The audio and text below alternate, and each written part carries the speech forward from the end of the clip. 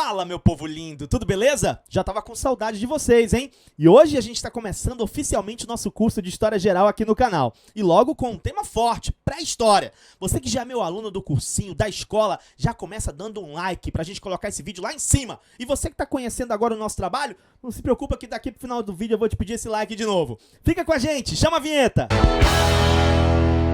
Muito bem, turma, a primeira coisa que a gente precisa saber quando começa a falar de pré-história é os problemas do próprio termo. Esse termo, pré-história, ele é um termo problemático, porque se convencionou dizer que tudo que aconteceu antes da invenção da escrita, eu vou chamar de pré-história, e o que veio depois eu vou chamar de história. Professor, qual é o problema disso? Mano, o problema disso é que a escrita ela não se desenvolveu ao mesmo tempo em todos os lugares.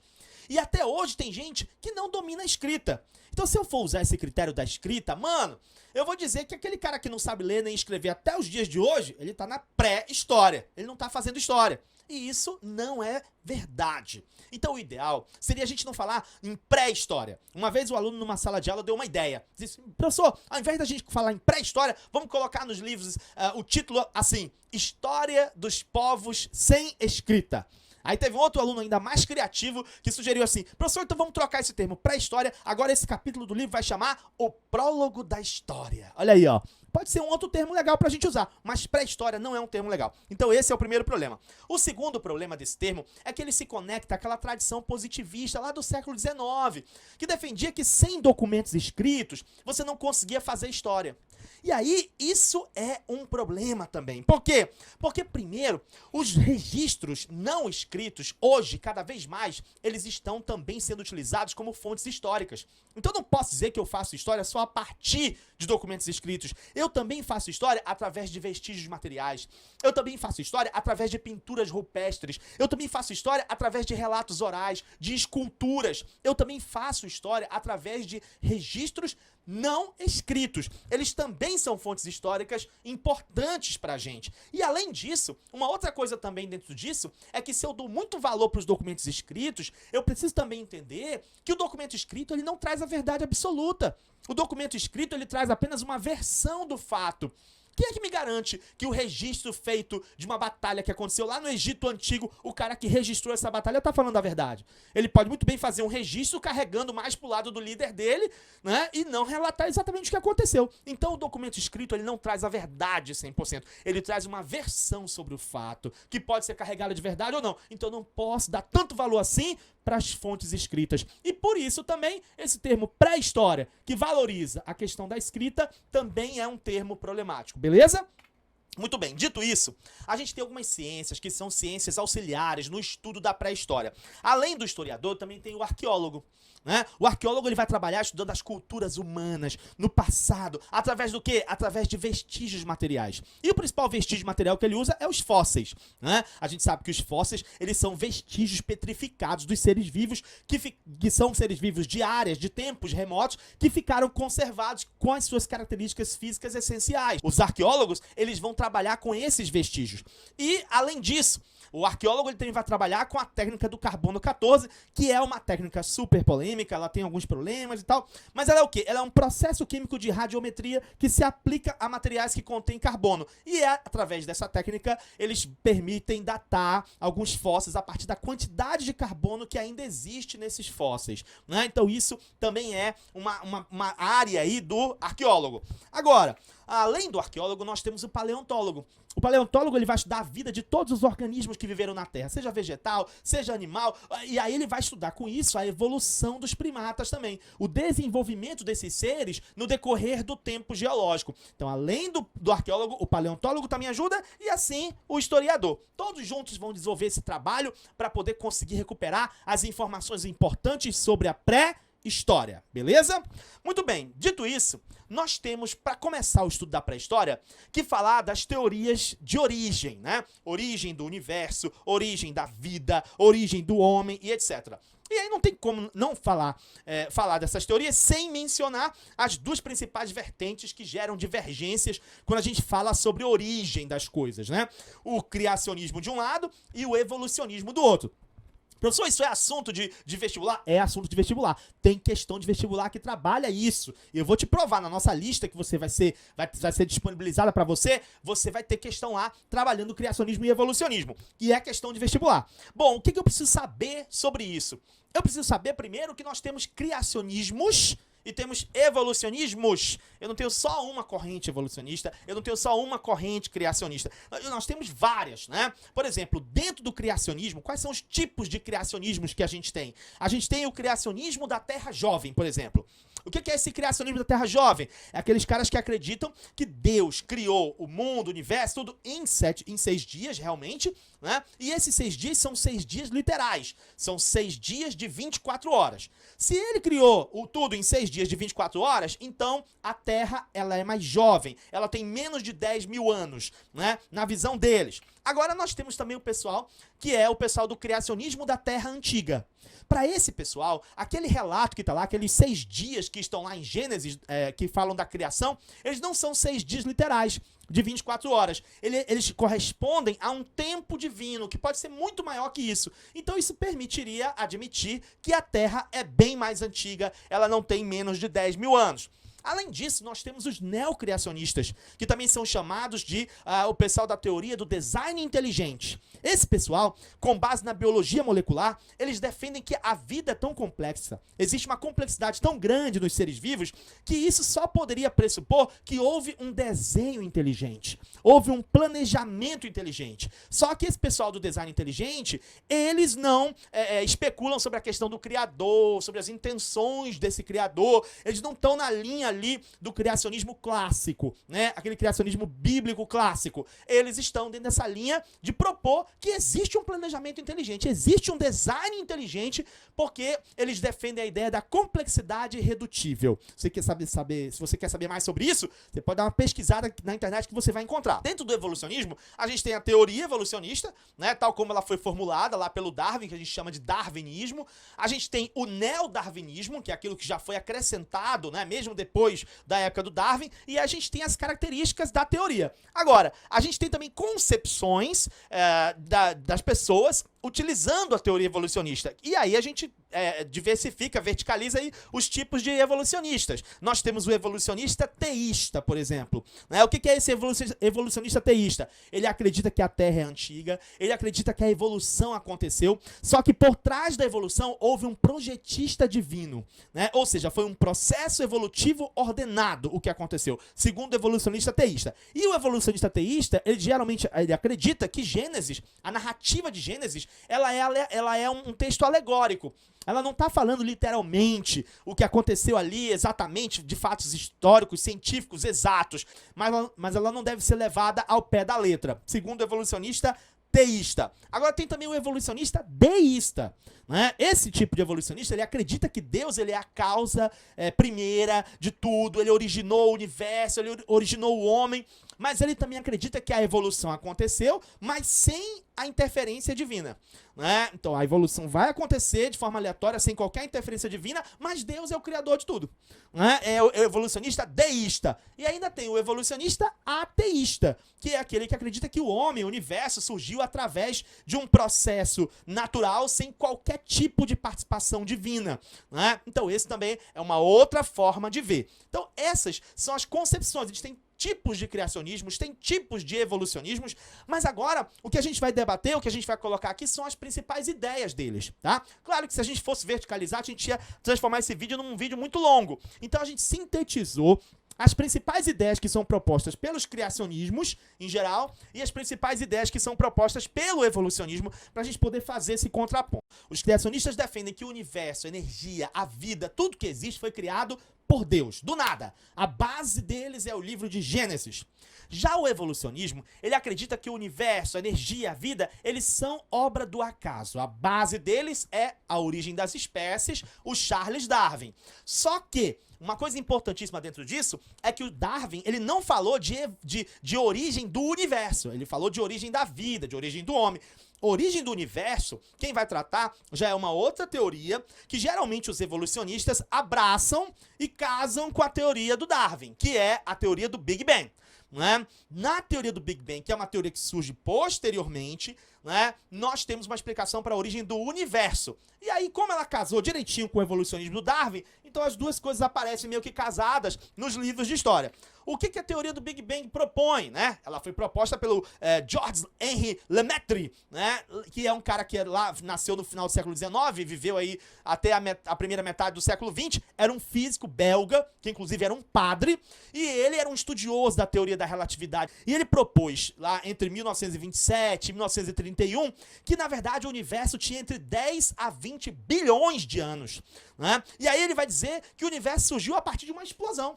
Uma explosão de um átomo primogênito, que seria um ovo cósmico, e que a Terra, ela vem na carona, né? Ela vem na cadeia dessas explosões cósmicas, né? Que ela vai surgir. Então essa teoria do Big Bang acaba sendo acoplada ao evolucionismo, e aí juntou as duas, dá para explicar a origem do universo e a origem da vida. Outra coisa importante que contrapõe criacionismo e evolucionismo, os criacionistas defendem o fixismo. O que é isso? Essa ideia de que os homens e os demais seres vivos, eles foram criados da maneira como eles são hoje. Eles não sofreram modificações ao longo do tempo. Já os evolucionistas, eles defendem que o homem e os demais seres, eles se originaram a partir de organismos mais simples, que foram sofrendo transformações ao longo do tempo. Para os criacionistas, um organismo complexo não pode surgir a partir de uma forma simples de vida através de mutações aleatórias, né? Então não consigo fazer esse processo de mudança. Já para os evolucionistas, isso é possível sim. E para os evolucionistas isso aconteceu. Os primeiros seres vivos eram semelhantes a uma bactéria, né? E aí essa bactéria foi sofrendo modificações até gerar toda essa variedade de animais e de plantas que nós temos no planeta hoje, né? Ainda dentro disso, os criacionistas, alguns deles acreditam que os seres vivos, as plantas, os animais, eles podem até variar, mas eles vão variar apenas dentro dos limites que foram fixados para a própria espécie deles. Então uma borboleta azul, ela pode virar uma borboleta amarela, ela pode virar uma borboleta cinza, ela pode virar uma borboleta do que for, mas ela vai continuar sendo uma borboleta, né? Ela não vai originar um outro tipo de animal. Já para os evolucionistas, isso é possível sim. Eles defendem um processo chamado de especiação, onde os seres vivos podem variar e podem originar outras espécies. Como é que isso teria acontecido, de acordo com a explicação dos evolucionistas, né? Isso teria acontecido através de um processo que tem mutação, seleção natural, adaptação e o resultado. O que seria essa fase inicial da mutação? A mutação é quando uma geração anterior vai passar para a seguinte os genes que foram herdados dos seus ancestrais, mas com pequenos erros, né? Que são as chamadas mutações. Então eu vou ter, no meio de girafas, eu vou ter uma girafa que veio com um pescoço mais comprido, uma girafa que veio com um pescoço menor, né? Essa girafa que veio com o pescoço mais comprido vai diferenciar, vai ter vantagens em relação à girafa que veio com o pescoço menor? Vai. Aí vai entrar o processo que a gente chama de seleção natural. Por quê? Porque o próprio meio ambiente, ele vai selecionar essas características que são mais próprias para que haja essa adaptação e aquele tipo de animal possa sobreviver. É como se o próprio meio ambiente está determinando quais são as características que vão ficar e quais são as características que vão ser eliminadas. Então, uma girafa que veio com um pescoço maior, ela vai conseguir atingir o alimento no alto, enquanto a girafa que veio com um pescoço menor não vai conseguir. Então, essa girafa que veio com um pescoço maior, ela tem uma característica que vai favorecer a sobrevivência dela, né? O próprio meio ambiente vai poder possibilitar isso, e a outra que veio com um pescoço menor, coitada, não vai conseguir, né? E ela vai dançar, vai acabar não conseguindo se reproduzir e não vai passar essa característica para os seus descendentes, né? Então, essa mutação, ela vai fazer com que haja esse processo que a gente chama de seleção natural. Aí você pergunta, ué, mas por que no meio de um monte de girafa vai nascer uma com pescoço maior, a outra com pescoço menor? Mano, segundo o evolucionismo, essas mutações são aleatórias, tá? Elas aparecem do nada, né? Eu fico pensando se essa mesma girafa fosse míope. Imagina uma girafa míope no meio de... Eu tenho 7 graus de miopia e astigmatismo. Imagina uma girafa míope no meio das outras lá. Na hora que vem os predadores, a girafa que enxerga bem, mano, se manda, corre, vai se dar bem. A girafa que é míope, mano, vai se ferrar. né? E aí vai dançar e não vai se reproduzir, não vai gerar descendentes, não vai passar essa característica mais para frente. Então é mais ou menos assim que a coisa vai acontecendo. E aí, consequentemente, através desse processo, há o quê? Há uma adaptação. Que é o quê? A fixação dessas características naquela espécie. Eu tenho uma mutação aleatória que vai se fixar porque ela vai permanecer em função da possibilidade que o próprio meio ambiente favoreceu, e aí essa característica que vai permanecer vai fixar na espécie. E aí, consequentemente, isso vai gerar um resultado. E qual vai ser o resultado? Com o tempo, essas seleções vão estabelecer diferenças tão radicais de um mesmo ancestral que não vai ter os traços básicos daquela espécie original. Então isso vai acabar dando origem a quê? A uma nova espécie. Né? Então é nesse processo que a gente vai entender esse cenário de transformações que pode ter gerado, né, essa evolução segundo o evolucionismo. Beleza? Deu para entender, galera? Muito bem. Aí você vai para uma outra ideia importante. Os criacionistas, eles defendem que os homens e os macacos, eles têm ancestrais distintos, né? Eles não estão relacionados. Já os evolucionistas defendem que os homens e os macacos, eles possuem um ancestral comum. Né? Segundo o evolucionismo, houve um processo chamado de hominização. E o que é esse processo de hominização? É um conjunto de transformações anatômicas, fisiológicas, ecológicas e psicológicas, pelo qual determinados ramos de primatas adquiriram características humanas. Que seria o quê? O bipedalismo, a posição ereta, a linguagem articulada, o raciocínio desenvolvido. Então esse conjunto de mudanças é que a gente chama de hominização e que vai fazer com que, no processo de evolução, esses caras adquiram essas características humanas. Ainda dentro do criacionismo, os criacionistas acreditam que a geologia terrestre ela pode ser explicada pela ideia do dilúvio bíblico. Os criacionistas acreditam que houve um dilúvio, que esse dilúvio extinguiu algumas espécies, acabou alterando a superfície da Terra, outras sobreviveram, né? Então é nessa linha que eles vão caminhar. Já os evolucionistas, eles vão trabalhar com a ideia de geologia terrestre a partir do conceito de tempo geológico mesmo, que você encontra também nos livros bem facilmente. Além disso, tem a questão da idade da Terra. Né? Nós temos os criacionistas da Terra jovem, que defendem que a Terra ela tem menos de 10 mil anos, como a gente já falou anteriormente, né? Porque eles acreditam que aqueles 6 dias de Gênesis são 6 dias literais de 24 horas. E tem os criacionistas da Terra Antiga, que admitem que a Terra pode ter mais tempo, né? Porque aqueles 6 dias, para eles, não seriam 6 dias literais. Né? Agora, do outro lado, nós temos os evolucionistas. Na época do Darwin, o Darwin propôs que a Terra teria algumas centenas de milhões de anos. Mas hoje, outras pesquisas, né, já concluíram que, na verdade, a Terra tem aí por volta de 4,5 bilhões de anos. Né? Então, você tem também diferença nessa questão. Então, essas são as diferenças mais pontuais que a gente pode encontrar entre o criacionismo e o evolucionismo. E aí, dito isso, agora vamos mergulhar na teoria propriamente, né? E aí, a ideia aqui é a gente tentar entender como é que foi que chegou na linhagem humana. Como é que aconteceu, então, esse processo de evolução até chegar no ser humano, né? A classificação que a gente vai usar aqui, ela vai ser uma proposta de classificação que vai definir e classificar os primatas até a linhagem humana.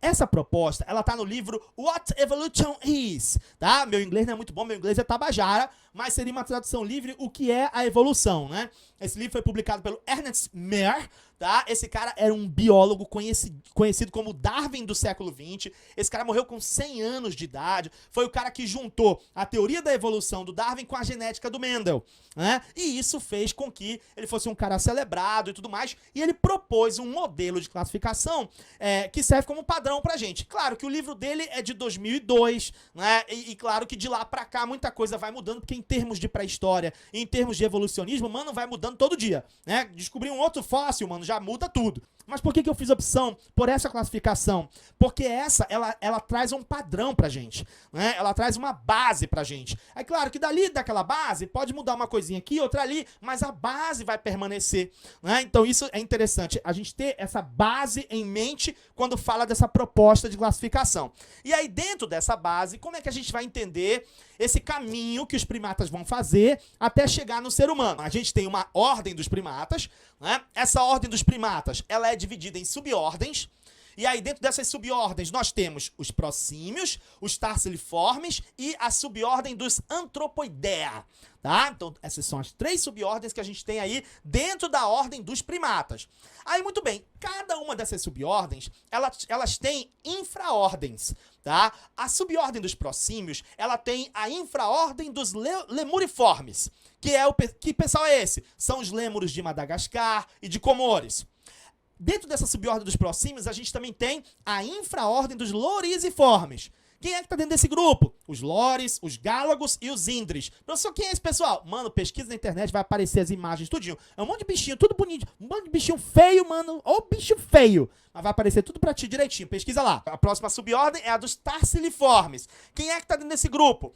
Essa subordem, ela é composta pelos társios de Sumatra, do Bornéu, de Célebes e Filipinas. Professor, o que é isso? Os társios? Joga na internet também, mano. É mais um bichinho feio que vai aparecer lá.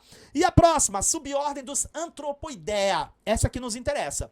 Dentro dessa subordem dos Anthropoidea, nós temos a infraordem dos Platyrrhini e a infraordem dos Catarrhini. Mano, essas pronúncias estão maravilhosas. Você não me exija muito essa parte de pronúncia, que eu sou péssimo, tá? Mas eu chamei esse pessoal, a infraordem dos Platyrrhini, né? E a infraordem dos Catarrhini, tá? Os Catarrhini, que são os que se interessam pra gente, né? Que vai dar na gente lá, segundo o evolucionismo, eu vou chamar de catarrentos, tá? Que aí já me lembra, ó, Catarrhini e catarrentos, ok? Os Platyrrhini chamam de plata mesmo. Esse pessoal, a infraordem dos Platyrrhini, quem são eles? Eles são os macacos do Novo Mundo, né? Que são os saguis, o macaco prego, tá? Esse pessoal tá na infraordem dos Platyrrhini. E a infraordem dos catarrentos? Aí essa dos catarrentos, mano, é que vai interessar pra gente. Olha só como é que tá a divisão da infraordem dos catarrentos. Olha só, os catarrhini. Dentro da infraordem dos catarrhini, olha pra mim aqui, acompanha aí a divisão no slide. Olha só, eu tenho 2 superfamílias. A superfamília dos Cercopithecus. Eita ferro, agora eu vou travar, hein? Cercopithecidae. Toma ali, tá? É o nome da superfamília. E a superfamília dos Hominoidea, que são os antropóides, tá? São os antropóides. Muito bem. Aí dentro dessas superfamílias, tá? Dentro da superfamília dos Cercopithecidae, tá? Estão quem? Estão os macacos do velho mundo, tá? Os babuínos, os mandris, os colobos. Pessoal, nunca vi esse pessoal. O que é um mandri? O que é um colobo? Mano, joga na internet. Vai aparecer a imagem pra ti. Tudo bonitinho. Bando de bicho feio também vai aparecer pra ti. Próxima, superfamília dos Hominoidea, que são os antropóides. Essa que nos interessa. Então, olha só, dentro da infraordem dos catarrentos, tá? Eu tenho essas superfamílias. Aí, dentro da superfamília dos Hominoidea, que são os antropóides, olha só, eu vou ter ainda as 2 famílias, que é a família dos Ilobatidae e a família dos Homininae. Mano, quando começa a chegar por aqui, vai dando assim uma dor de barriga aqui, mano. Tá? Por quê? Porque, mano, agora é que vai começar as divisões. Se você acha que esse negócio tá muito dividido, né? Agora que tu vai ver as divisões. Mano, foi uma dificuldade pra fazer desse negócio caber nesse slide. Tanta divisão que tem nessa proposta de classificação. Dentro da família dos Ilobatidae vai ficar o gibão. Tá? Então coloca o gibão ali na família dos Ilobatidae. E dentro da família dos Hominidae, olha só quem vai entrar. Vai entrar mais 2 subfamílias.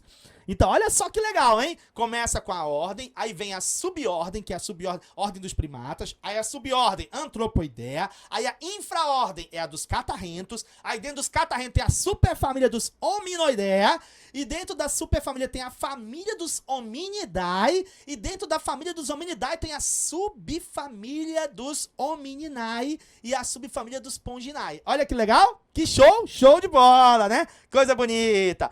Dentro da subfamília dos Ponginae, você deixa o orangotango, ok? Deixa o orangotango. E na subfamília dos Homininae vai entrar todo esse pessoal aqui, meu amigo. Olha só como é que tá a subfamília Homininae. Vai entrar o gênero gorila, o gênero Pan, o gênero Sahelanthropus, o gênero Horrorim, o gênero Ardipithecus, o gênero Paranthropus, o gênero Australopithecus e o gênero Homo. Tá? Que vai dar lá no ser humano. Então, pra você ver como o negócio vai se dividindo, até chegar no gênero Homo, ok? E aí, isso explica aquela velha pergunta que às vezes a gente faz, né? Ah, uma pergunta de senso comum, mas se nós evoluímos dos macacos, por que os macacos ainda existem? tá? Mano, essa pergunta, ela parte de premissas equivocadas, né? Por quê? Porque a ideia não é que a gente evoluiu do macaco. A ideia do evolucionismo é que nós evoluímos a partir de um ancestral comum. E os ancestrais, eles não são criaturas cujos corpos se transformaram em seus descendentes. Eu não tô aqui como um ancestral e daqui a pouco eu viro um... virei um descendente. Não, tá? Não é assim que acontece. Porque senão, os peixes iam sumir depois que eles virassem anfíbios. Os répteis iam sumir depois da evolução das aves. E assim ia acontecer com os macacos. O que aconteceu foi que houve uma ramificação, onde um grupo gerou os macacos e o outro grupo seguiu um caminho evolutivo próprio, tá? Que vai gerar os ancestrais, vai gerar os seres humanos. Mas os ancestrais são os mesmos, ok? Então é isso que a gente precisa fixar. Agora, olha só, volta aqui para aquela classificação que a gente estava falando, que é a da subfamília dos Homininae. Olha só quantos gêneros nós temos aqui. Professor, gênero gorila, gênero pan, e gorila lá é gênero? Mano, eu também não sabia não, mano. Tá? Eu fui pesquisar esse negócio aí, quando eu fui pesquisar, que a gente vai aprofundando o negócio pra poder fazer um negócio bom, né? Pra não ficar dando aquelas aulinhas assim, superficial, que a gente pega, vai ver a aula, só tem o habilis, o erectus, o neandertal, pronto, terminou a pré-história. Não, mano, a gente foi pesquisar pra ficar um negócio bonito aqui pra ti, mano. Tá? E aí, olha só, tem gênero gorila, tem o gênero pan, tem o Sahelanthropus, e isso são os que a gente conseguiu classificar, catalogar dentro do que está descoberto hoje e ainda tá faltando gente aí, tá? Eu tô gravando esse vídeo hoje em 2018. Claro que daqui a 1 ano, 2, 5, 10 anos, mano, isso aqui já vai ter mudado, já vai ter mais coisa aí no meio, tá? Mas aí o que acontece? No gênero gorila, eu tenho os gorilas. No gênero pan, eu tenho os chimpanzés. No gênero Sahelanthropus, eu tenho o homem de Toumai, né? Que é o Sahelanthropus tschadensis, né? Vamos falar mais sobre ele. No gênero Horrorim, nós temos o gênero Horrorim e dentro dele nós temos a espécie Horrorim tugeniensis, ou tugenensis, como aparece em algumas literaturas. Aí você vai para o gênero Ardipithecus. Dentro dele nós temos a espécie Ardipithecus ramidus. Aí o gênero Paranthropus. Dentro desse a gente tem o boicei, Paranthropus boicei, o Paranthropus robustus, o Paranthropus aetiopicus, tá? E dentro do Australopithecus nós temos o anamensis, o afarensis, o africanus, todos eles australopithecus. Isso a gente está selecionando as estrelas, tá, mano? Porque tem gente por aí pelo meio ainda que os caras já descobriram. E dentro do gênero Homo, a gente vai ter o habilis, o erectus, o ergaster, o Heidelbergensis, né? O nalede, o floresiensis, tá? E ainda tem uma galera que a gente atribui ali ao erectus, que seria o sapiens, o neandertal e o cro-magnon. Tá? Então toda essa galera aí, mano, faz parte da família da subfamília Homininae, tá? Que começa lá atrás, dentro do resto da classificação que a gente já te apresentou. E aí você pergunta, mas professor, é tudo isso daí, mas como é que é esse caminho, né, exatamente, né? Essa galera todinha, eu vou organizar para você direitinho, bonitinho, o que foi encontrado de cada um, onde foi encontrado, quando foi encontrado, qual a importância de cada um, as características principais de cada um. Mano, você não pode perder esse vídeo, tá? Então eu quero te encontrar na continuação dessa aula, no vídeo número 2 da pré-história. Esse vídeo te ajudou?